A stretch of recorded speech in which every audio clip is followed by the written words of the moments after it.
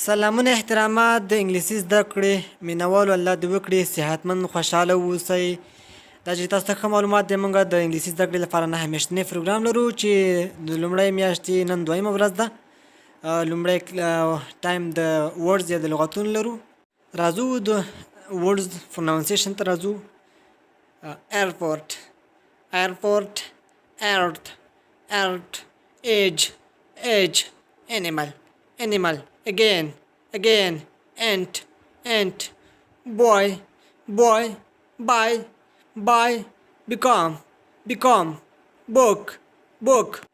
airport هوایی ډګر، ارت هنر، ایج سن یا عمر، animal حیوانات، again دوباره یا دویم ځل، ant عمه یا ترور، boy هلک، buy اخیستل، become جوړېدل، book کتاب. دا و ترجمه. هیله کوم چې د زده کړې وړ مو وګرځوي.